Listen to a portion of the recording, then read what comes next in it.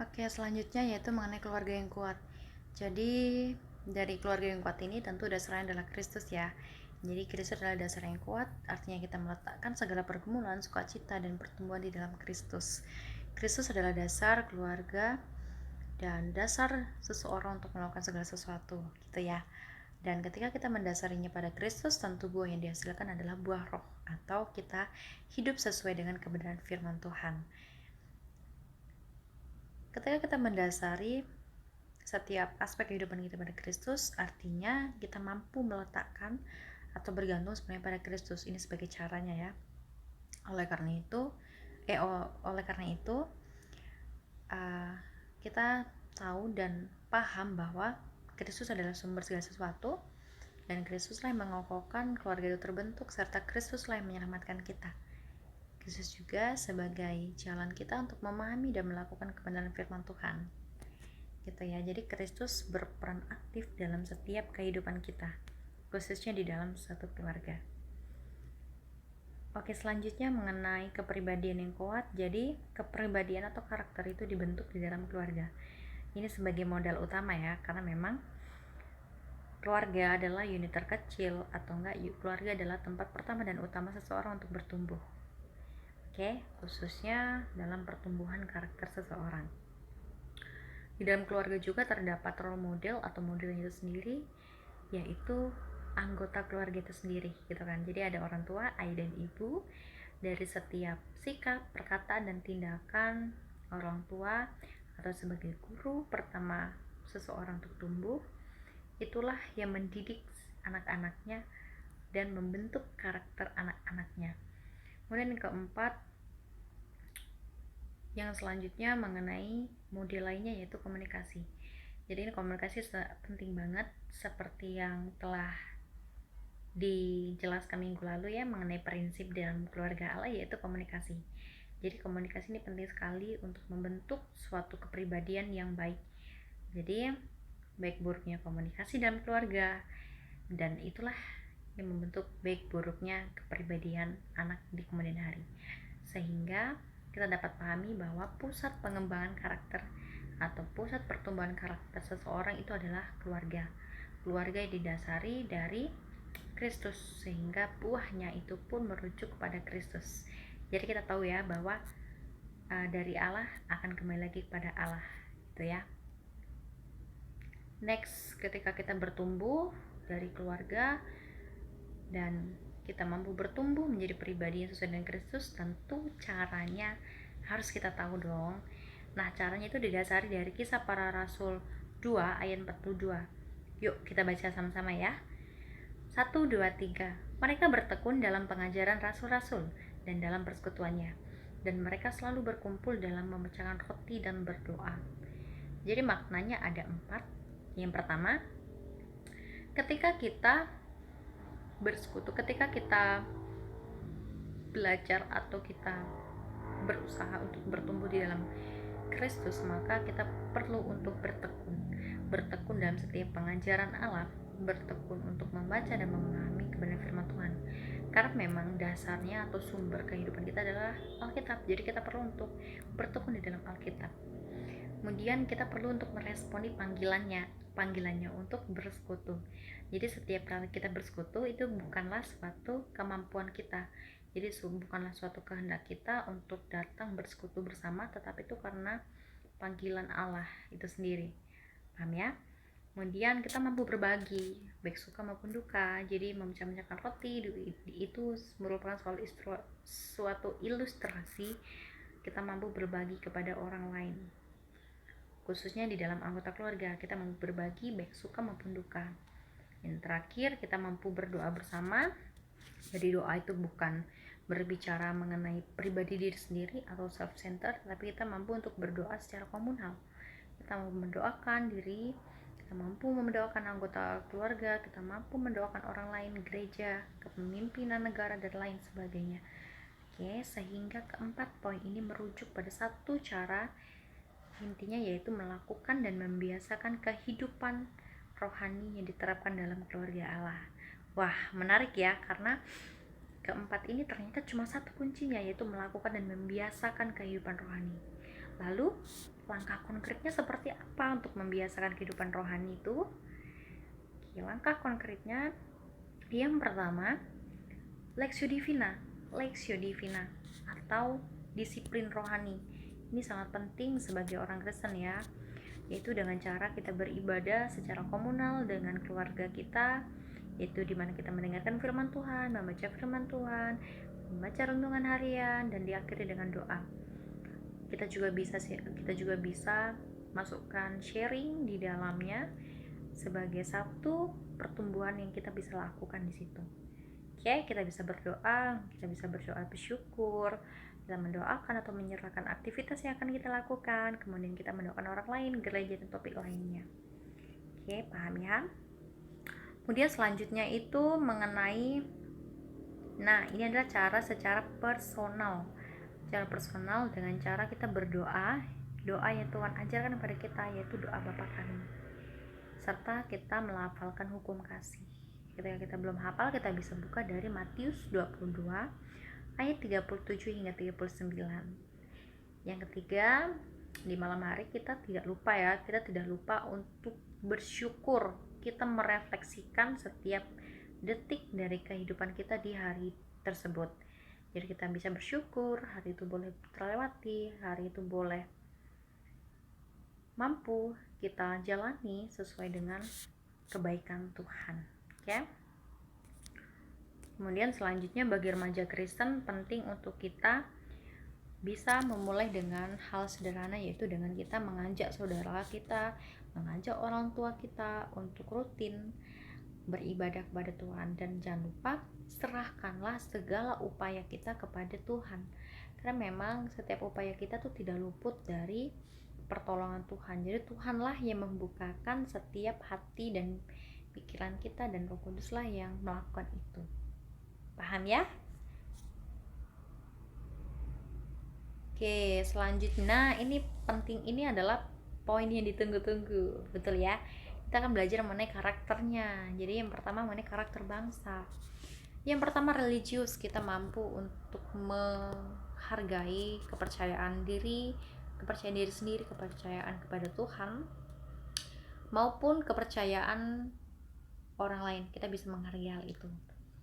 Jujur, ini adalah karakter yang krusial ya di banyak sekali negara di dunia, lebih tepatnya, karena memang banyak masalah yang berkaitan dengan kejujuran. Oke. Toleransi, bagaimana kita bisa menghargai suatu perbedaan di dalam komunitas. Disiplin, ketaatan kita terhadap ketentuan yang ditetapkan. Seberapa seringnya sih kita nggak disiplin, kita melanggar aturan, kita sering terlambat kumpulkan tugas, kita sering tidak bergabung dalam pembelajaran atau lain sebagainya. Kerja keras atau mengupayakan segala sesuatu yang hendak kita capai, ini penting ya.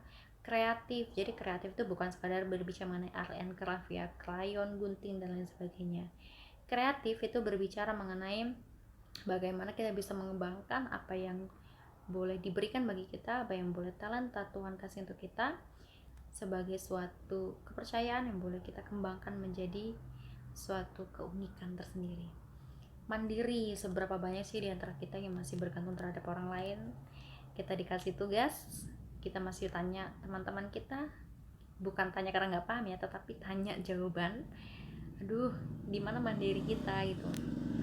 Terus demokratis, seberapa pentingnya sih demokrasi dalam kehidupan kita? Penting loh, karena demokratis ini mengajarkan kita untuk menerima perbedaan, kita bisa menghargai orang lain, kita bisa buka-bukaan gitu kan ya istilahnya.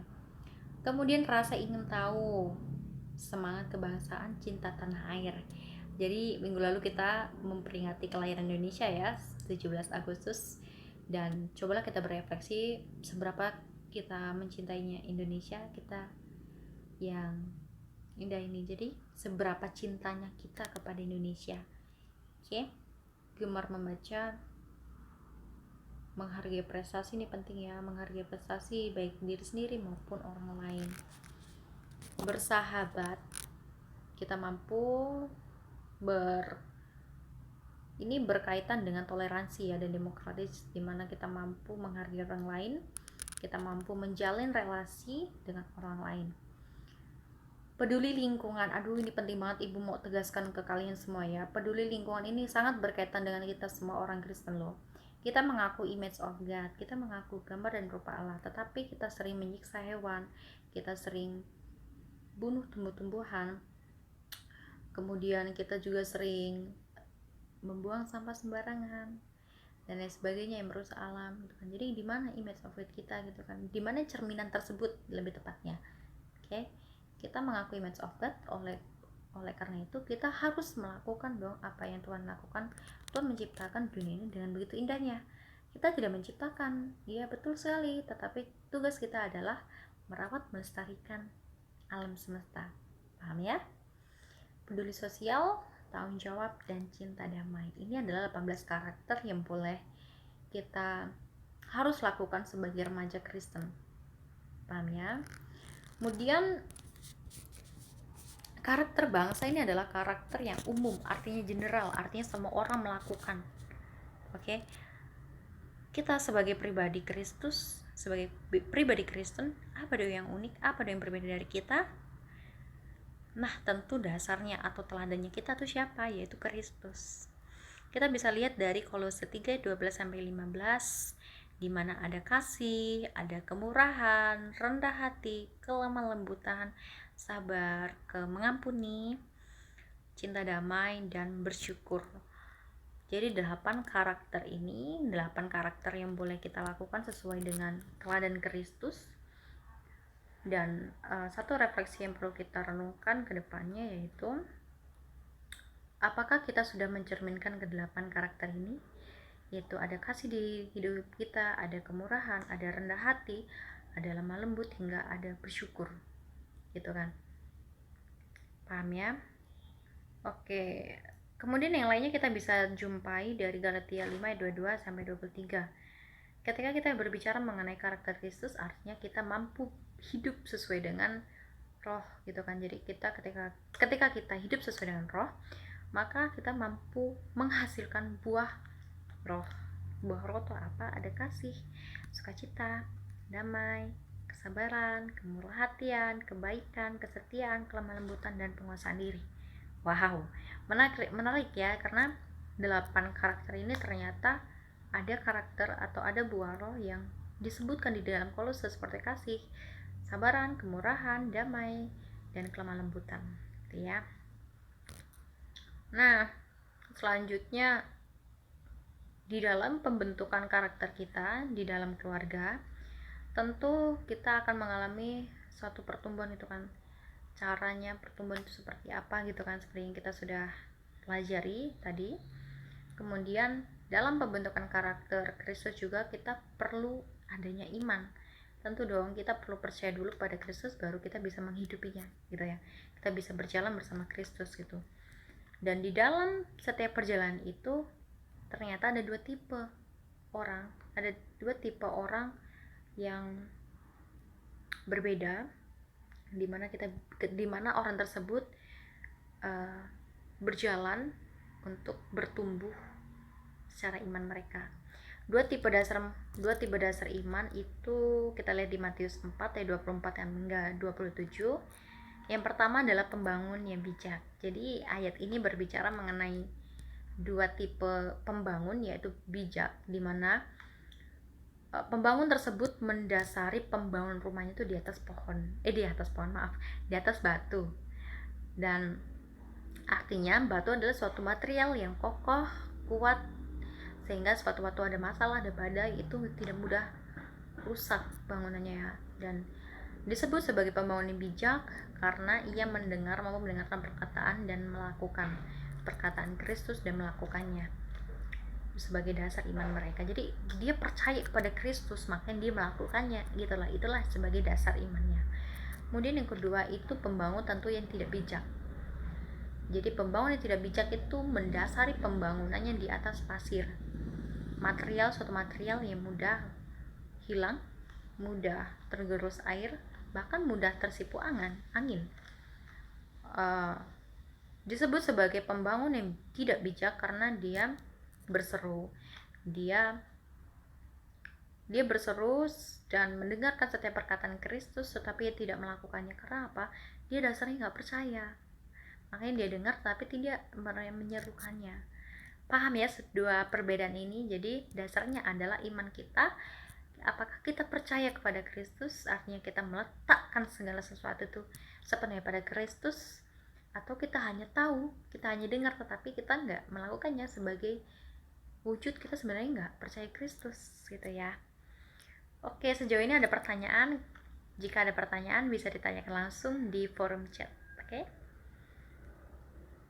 Oke, kesimpulan kita yaitu dasar terbentuknya keluarga adalah Kristus. Tentu ya, ketika kita mendasarnya pada Kristus, karena kita meletakkan dan bergantung sepenuhnya pada Kristus, dan kita mampu menghasilkan buah roh atau mampu mencerminkan kehidupan sesuai dengan kebenaran firman Tuhan.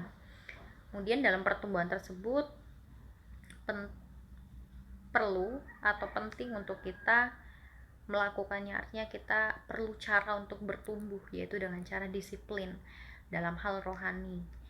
Kemudian dalam perjalanan tersebut juga kita membutuhkan iman, dimana apakah iman kita itu berteguh pada Kristus, kita memberikan atau kita meneguhkan iman kita pada Kristus secara sepenuhnya, atau malah kita cuman